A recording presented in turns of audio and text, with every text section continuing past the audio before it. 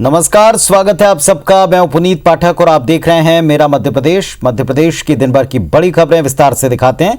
मध्य प्रदेश विधानसभा के बजट सत्र की कार्यवाही 15 मार्च तक स्थगित हो गई।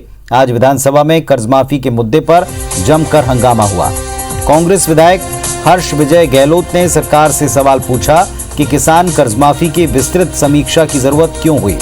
उन्होंने संविधान के नियमों के तहत पारित योजना पर दूसरी सरकार के विचार करने और निरस्त करने पर सवाल उठाए। हर्ष गहलोत ने किसानों की वार्षिक आय के आंकड़े सरकार से मांगे। कृषि मंत्री कमल पटेल ने इस पर जवाब दिया। कृषि मंत्री कमल पटेल के जवाब से विपक्ष संतुष्ट नहीं हुआ और सदन में शोर शराबा और हंगामा होने लगा। हंगामे के कारण सदन की कार्यवाही कुछ देर के लिए स्थगित करनी पड़ी। कुछ देर बाद कार्यवाही दोबारा शुरू हुई, लेकिन विपक्ष ने वॉकआउट कर दिया। इसके बाद बीजेपी विधायक आशीष शर्मा ने खाते गांव में नेशनल हाईवे के लिए अधिग्रहित जमीन और मुआवजे का मामला उठाया। विधानसभा में आज निवाड़ी में बिजली बिल जमा होने के बाद भी बिजली न मिलने को लेकर सदन का ध्यान आकर्षित किया गया।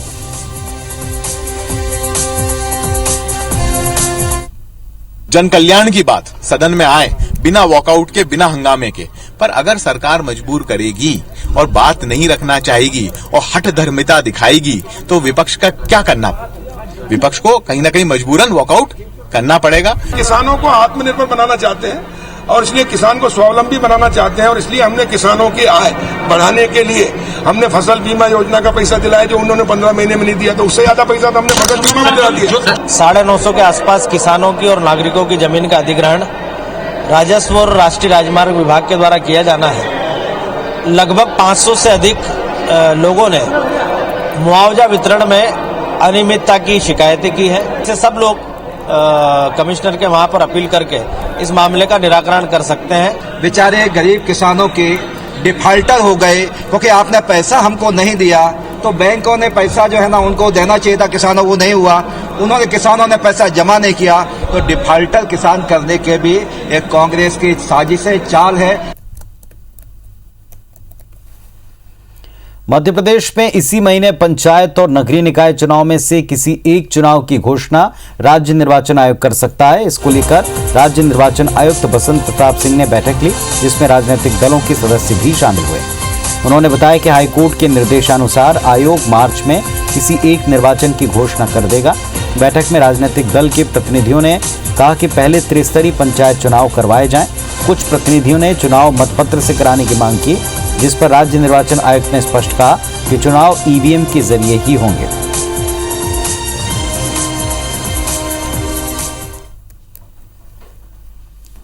राहुल गांधी ने ज्योतिरादित्य सिंधिया के बीजेपी में जाने पर टिप्पणी की, जिसमें एक बार फिर सियासी बयानों की बाढ़ आ गई। सोमवार को राहुल गांधी ने इंडियन यूथ कांग्रेस के कार्यकर्ताओं को संबोधित करते हुए कहा कि सिंधिया अगर कांग्रेस में होते तो मुख्यमंत्री बन जाते। राहुल के मुताबिक उन्होंने सिंधिया से कहा था कि आप मेहनत कीजिए, एक दिन मुख्यमंत्री बनेंगे, लेकिन उन्होंने दूसरा रास्ता चुना। राहुल गांधी ने कटाक्ष करते हुए कहा कि आज बीजेपी में सिंधिया बैक बेंचर हैं, लिख कर ले लीजिए, वो वहां कभी मुख्यमंत्री नहीं बनेंगे, उन्होंने वापस यहीं आना पड़ेगा। सिंधिया ने भी राहुल गांधी को जवाब दे दिया है। उन्होंने कहा कि आज जितनी चिंता कर रहे हैं, अगर उस वक्त करते तो मैं कांग्रेस में होता, बात कुछ और होती। उधर मध्य प्रदेश के गृह मंत्री नरोत्तम मिश्रा ने राहुल गांधी पर पलटवार करते हुए कहा कि राहुल गांधी को ये बात समझ में आ गई कि बिना सिंधिया मध्य प्रदेश में कांग्रेस शून्य है। अगर सिंधिया की इतनी ही चिंता है तो ये प्रयोग राजस्थान में करके दिखाएं, सचिन पायलट को सीएम बना दें। बीजेपी प्रदेश अध्यक्ष वीडी शर्मा ने कहा, सब कुछ खोने के बाद राहुल गांधी अब ये बात कह रहे हैं। इधर बीजेपी के दूसरे नेताओं ने भी राहुल गांधी के इस बयान पर पलटवार किया। वहीं कांग्रेस नेता कांतिलाल भूरिया ने यहां तक कह दिया कि अगर सिंधिया माफी मांगकर कांग्रेस में आ जाएं तो हाईकमान उनको माफ कर देंगे।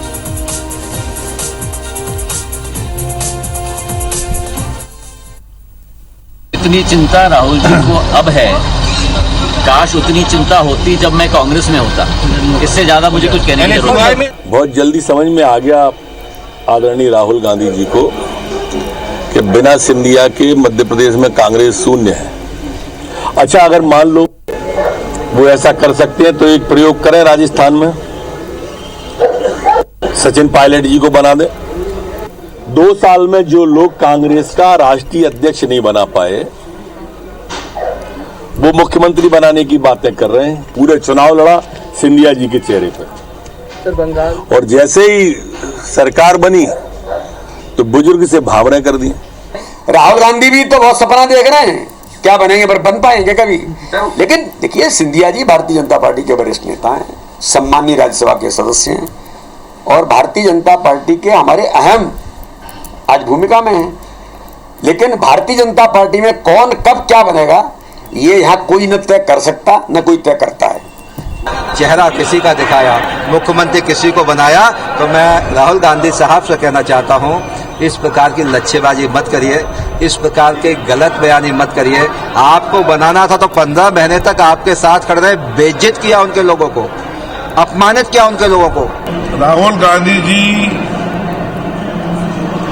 के बारे में जहां तक मैं जानता हूं, वो निर्णय लेने में बहुत देरी करते हैं, बाद में किसी बात की याद दिलाते हैं। सिंधिया जी जहां हैं, आज भारतीय जनता पार्टी में है, उनका एक सम्मान है। सिंधिया जी पेशकश कर रहे हैं, तो अगर मान लो अपनी गलती रियलाइज करके आएंगे तो अवश्य हाईकमान माफ कर देंगे, उसको ले भी सकते हैं, उसको कोई दिक्कत नहीं। भाई कांग्रेस का भविष्य तो अपने सामने है, उज्जवल है, और 2023 में कांग्रेस सरकार बनाएगी। मुख्यमंत्री शिवराज सिंह चौहान 10 मार्च को सुबह 11 बजे भोपाल से वीडियो कॉन्फ्रेंसिंग के जरिए एक मीटिंग करने वाले हैं। मुख्यमंत्री प्रदेश के सभी कलेक्टर, कमिश्नर, आईजी, डीआईजी और पुलिस अधीक्षकों के साथ चर्चा करेंगे। मीटिंग में सरकार की विभिन्न योजनाओं, कार्यक्रमों और कानून व्यवस्था को लेकर समीक्षा करेंगे। साथ ही पिछले महीने की बैठक में दिए गए निर्देशों के पालन प्रतिवेदन पर बात होगी। मुख्यमंत्री ने पिछले 3 महीनों से मासिक समीक्षा क्रम शुरू किया है, जिसके जरिए वो कानून व्यवस्था और विकास की स्थिति की विस्तार से समीक्षा करते हैं।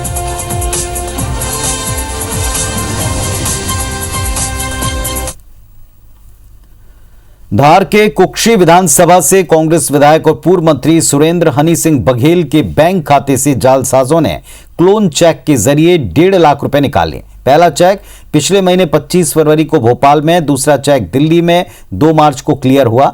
इन दोनों ठगी का मैसेज नहीं आया।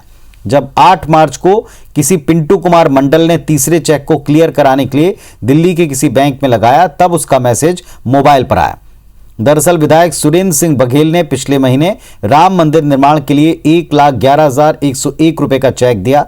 वो चेक जमकर सोशल मीडिया पर वायरल हुआ। उसी चेक का क्लोन चेक बनाकर सीरियल नंबर के आधार पर ठगी की आशंका जताई गई। मामले में टीटी नगर थाना पुलिस ने विधायक के निज सचिव हेमेंद्र ठाकुर की शिकायत पर अज्ञात बदमाशों के खिलाफ धोखाधड़ी की रिपोर्ट दर्ज कर ली।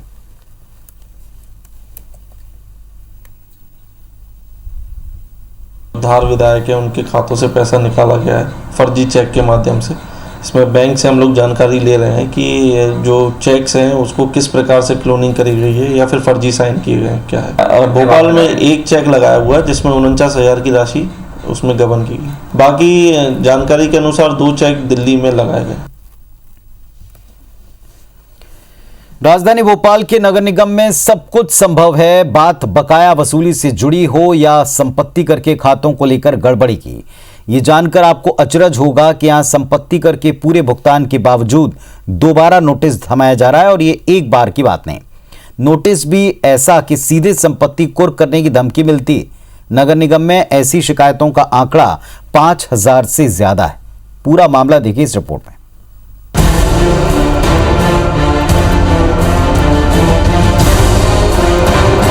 भोपाल नगर निगम का कारनामा, हर वार्ड में संपत्ति कर के डबल खाते, टैक्स भरने के बाद भी नोटिस पर नोटिस। जी हां, सुनकर हैरानी हो रही होगी लेकिन ये सच है। भोपाल नगर निगम प्रदेश का एकमात्र ऐसा निकाय है जहां हर वार्ड में संपत्ति कर के डबल खाते हैं। निगम के आंकड़ों में 5.5 लाख संपत्ति कर के खाते हैं, जबकि डुप्लीकेट खातों की संख्या 2 लाख से अधिक है। यानी हर तीसरे करदाता के 2 खाते हैं। गड़बड़ी ऐसी है कि जमा कराया गया टैक्स एक खाते में तो दर्ज है, लेकिन दूसरे खाते में वो अभी भी कर्जदार है। समय पर संपत्ति कर जमा करने के बाद भी कर्जदाता दोहरे खाते की मार से परेशान है। यहाँ तक कि संपत्ति कुर्क करने तक के नोटिस आ रहे हैं। बहुत सारे लोगों का इसमें जो है संपत्ति करके दो खाते हैं। एक खाते में वो लोग जमा कर रहे हैं, लेकिन दूसरे खाते में नगर निगम की तरफ से नोटिस भेजा जा रहा है कि आप पैसा जमा करिए और नहीं तो हम आपका प्रोमाइसेस कुर्क कर देंगे। अब आपको बताते हैं कि डबल की इस फेर में करदाता कैसे फंस रहा है। ऐसे शुरू हुआ डबल का गेम। साल 2011 में शुरू हुई है ये समस्या। खाते ऑनलाइन करने में हुई गड़बड़ी। साल 2016 में जीआरएस सर्वे भी नहीं हो पाया। संपत्ति दोबारा बेचने के बाद अपडेट नहीं हुई। बकाया भुगतान को दबाने के लिए खोले गए नए खाते। ई नगर पालिका सॉफ्टवेयर में सही डाटा अपलोड नहीं हुआ। पूर्व पार्षद ने भी इस समस्या को गंभीर बताया है। किसी भी बाढ़ की बात कर लो आप, प्रॉपर्टी टैक्स के नाम पर दो बार उनके घर पहुंचाया जा रहा है बिल। कहीं ना कहीं उनको मानसिक पड़ताल न होती है। जिन लोगों ने बिल भर चुके हैं उन लोगों के घर पे बिल पहुंचाए जा रहे। जब मामले में निगम के जिम्मेदारों से जवाब मांगा गया तो उन्होंने समस्या को तो स्वीकार कर लिया, लेकिन स्थायी समाधान नहीं बताया। हालांकि निगम आयुक्त ने ये नुस्खा बताया। ऐसे कोई किसी की आपत्ति है वो तत्काल मान लीजिए जोनल अधिकारी के पास बात कर सकते हैं। यदि उधर भी कोई इशू है मेरे पास या नहीं तो मतलब असिस्टेंट कमिश्नर के पास, डिप्टी कमिश्नर के पास भी आ सकते हैं। मैं हर मंगलवार 12 बजे से मतलब 2 बजे तक मैं माता मंदिर ऑफिस में बैठ रहा हूँ। किसी का प्रॉपर्टी टैक्स से संबंधित कोई दिक्कत है तो मेरे पास भी आ सकते हैं। किस किस की फिक्र कीजिए, किस किस से रोइए, आराम बड़ी चीज है, मुंह ढककर सोइए। किसी शायर का ये कलाम भोपाल नगर निगम के जिम्मेदारों पर सटीक बैठता है। समस्याओं और गड़बड़ियों से भरे नगर निगम के बेसुध अधिकारियों के कारण करदाता दफ्तरों के चक्कर काटने के लिए मजबूर हैं और समस्या का समाधान दूर दूर तक दिखाई नहीं दे रहा है। शिखिल ब्योहार, IBC 24, भोपाल।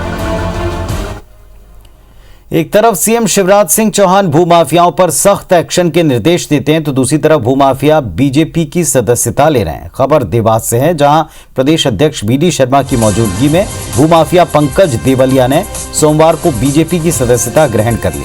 इसका बाकायदा प्रेस नोट भी जारी किया। पंकज देवलिया खुद को कांग्रेस शहर सचिव बताकर अपने साथियों के साथ बीजेपी में शामिल हुए।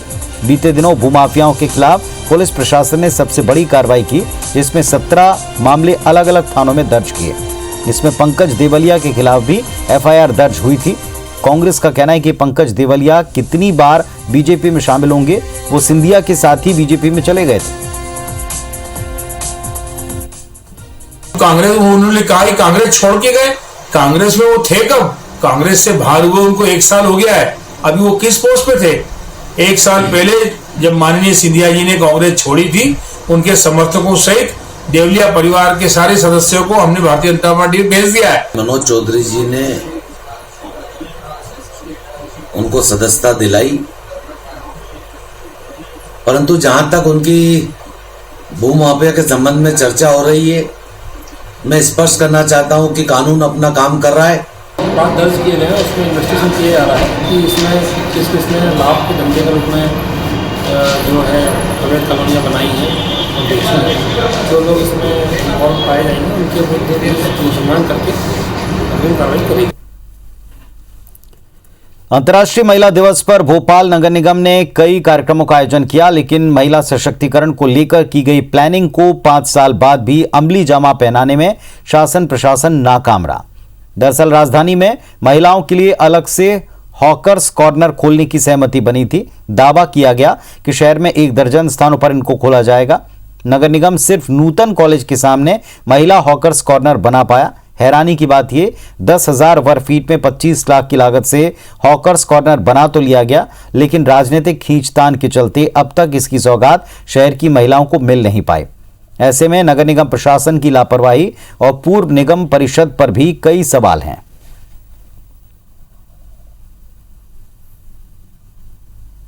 कॉर्नर की हॉकर्स कॉर्नर का हमारा इरादा ये था कि हॉकर्स कॉर्नर बनाकर जिस भी क्षेत्र में हॉकर कॉर्नर बनेगा वहाँ पे वहीं के जो रहवासी हैं, जो अपनी छोटी छोटी गुमटे लगाते, ठेले लगाते, तो उनको एक बैठने का निश्चित स्थान भी मिल जाएगा और उनका एक रोटी रोजी रोजगार भी मिल जाएगा। और जहाँ बना भी तो वहाँ कहीं ना कहीं इनकी आपसी उलझन की वजह से सिर्फ श्रेय लेने की होड़ में कि नहीं उनके लोगों को ना देकर कहीं दूसरे वार्ड के लोगों को वहाँ मोबिलाइज करने की कोशिश की गई। उधर नूतन कॉलेज के पास डेवलप हुआ है, हम लोग बातचीत कर रहे हैं, मतलब जैसे जल्दी से इसके लिए सोल्यूशन निकाल लेंगे। कांग्रेस नेता राहुल गांधी के बयान पर ज्योतिरादित्य सिंधिया ने पलटवार किया। उन्होंने कहा कि जितनी चिंता राहुल गांधी को अब मेरी है उतनी उस वक्त की होती जब मैं कांग्रेस में था तो बात अलग होती। बता दें, राहुल गांधी ने सिंधिया को बैक बेंचर कहा है। शिवराज कैबिनेट की बैठक में कई अहम फैसले लिए गए, जिसमें से एक है कृषि उपकरणों की खरीद पर सिर्फ 1% टैक्स लगेगा, जो अब तक 10% हुआ करता था। कृषि साख सहकारी संस्थाओं के जरिए किसान को 0% ब्याज दर पर फसल ऋण मिलेगा। इसके लिए 1000 करोड़ का प्रावधान किया है। मध्य प्रदेश विधानसभा के बजट सत्र की कार्यवाही 15 मार्च तक स्थगित की गई। आज विधानसभा में कर्ज माफी के मुद्दे पर जमकर हंगामा हुआ। कांग्रेस विधायक हर्ष विजय गहलोत ने सरकार से सवाल पूछा कि किसान कर्ज माफी की विस्तृत समीक्षा की जरूरत क्यों हुई। उन्होंने संविधान के नियमों के तहत पारित योजना पर दूसरी सरकार के विचार करने और निरस्त करने पर सवाल उठाए। भूमाफियाओं के खिलाफ मध्य प्रदेश सरकार लगातार एक्शन में है। सीएम शिवराज सिंह चौहान के कड़े निर्देश के बाद इंदौर में जिला प्रशासन और पुलिस ने करीब 18 भूमाफियाओं के खिलाफ एफआईआर दर्ज की है। इसी कड़ी में महालक्ष्मी नगर के 49 प्लॉट को जोड़कर बनाए गए रंगून गार्डन की जमीन को भी प्रशासन ने सरेंडर करवा लिया है। उसे खाली करने का अल्टीमेटम दिया है। नगरीय निकाय चुनाव फतह करने की तैयारी में जुटी बीजेपी अब वैक्सीनेशन के जरिए लोगों के बीच जाएगी। इसके लिए पार्टी ने प्रदेश के सभी 1070 मंडल में हेल्प डेस्क लगाने की तैयारी की। कार्यकर्ताओं को ड्यूटी सौंपी गई कि वो हर मंडल में वैक्सीनेशन को लेकर हेल्प डेस्क बनाएं। जिन्हें वैक्सीनेशन में दिक्कत आ रही है उनकी सहायता करें। कुछ और खबरें देखते हैं। जबलपुर शिक्षा विभाग एक नई कवायद में जुट रहा है, जिसके तहत विद्यार्थी अब पढ़ाई के साथ साथ आपदाओं से निपटने के गुर सीखेंगे। इसके लिए स्कूलों में नेशनल डिजास्टर मैनेजमेंट सिस्टम को लागू किया जाएगा। रेड क्रॉस की इसमें मदद ली जा रही है। बदली हुई परिस्थितियों के बाद अब स्कूल शिक्षा विभाग आपदा प्रबंधन के प्रयासों पर विशेष जोर दे रहा है। इसको लेकर गाइडलाइन जारी कर दी गई। अब से स्कूलों में अलग से एक नोडल अधिकारी होगा। वहीं छात्र और शिक्षकों को ट्रेंड किया जाएगा। साथ ही स्कूल में आपदा प्रबंधन समिति का गठन भी करना पड़ेगा। विभाग ने स्कूलों को लेकर विस्तृत रिपोर्ट मांगी है।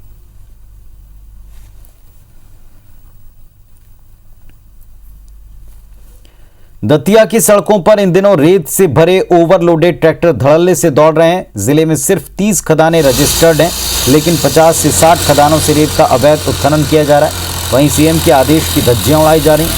नियम के मुताबिक एक ट्रैक्टर एक बार में सिर्फ 3 क्यूबिक मीटर रेत ले जा सकते हैं, लेकिन यहाँ 7 से 8 क्यूबिक मीटर रेत भरी जा रही है। सरकारी विभाग और ठेकेदार नदियों का सीना तो छलनी कर ही रहे हैं, साथ ही सरकार को लाखों का चूना भी लगा रहे हैं। कांग्रेस नेता इसे लेकर सरकार पर निशाना साध रहे हैं, तो खनिज अधिकारी ओवरलोडेड वाहनों पर लगातार कार्रवाई का दावा करते हैं।